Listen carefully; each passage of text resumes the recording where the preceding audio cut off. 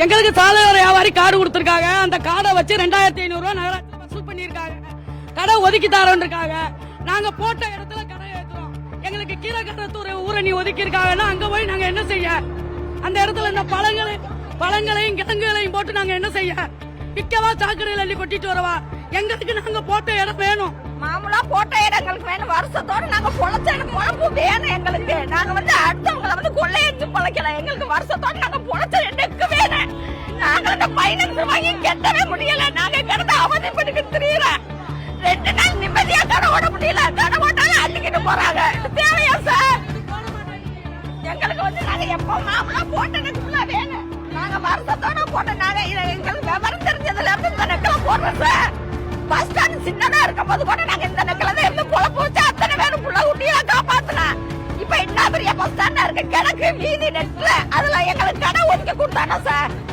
நாங்க யாரையும் போய் கேட்கறோம், கெஞ்சிதான் கேட்கிறோம். எல்லா சார்களுக்கு எல்லாத்துக்கும் போய் மனு கொடுத்துட்டு எல்லாத்தையும் பார்த்துட்டா முனிசிபாலிட்டிக்கு போனா கலெக்டர் சார் போய் பார்த்தா எல்லாத்தையும் போய் பார்த்தா எங்களுக்கு இங்கேயே இடம் வேணும். இல்லன்னா நாங்க எல்லாரும் மொத்தமா இங்கேயே சாவோம். தலைக்கு வச்சு கட்டி படுக்கல. நான் 27 வருஷத்துல குத்தத்துவ இன்னைக்கு எனக்கு 58 வயசு ஆகுது. 60 70 வயசு 60 வயசு ஆக போகுது.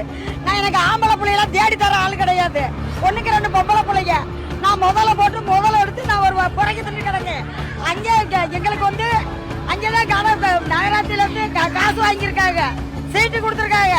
எங்களுக்கு என்ன நகராட்சியில இருந்து இல்ல அரசாங்கத்துல இருந்து எங்களுக்கு என்ன சலுகை தந்துகிட்டு இருக்காங்க? நாங்க முதல்ல போட்டு முதல்ல எடுத்துதான் நாங்க கஷ்டப்பட்டு கஞ்சி குடிக்கிறோம். எங்களுக்கு இதுக்கு விடுதலை வரலைன்னா நாங்க இருந்து என்ன பிரயோஜனம் சொல்லுங்க? இல்ல அரசாங்க ஏழை மக்களை எல்லாம் வாழ விடக்கூடாது, அள்ளிட்டு போக சொல்லுங்க. எதையாச்சும் போய் மருந்து வாங்கி கொடுத்துட்டு சாக சொல்லுங்க. அரசாங்கம் சொல்றாங்களா? இல்ல கேட்கிறேன்.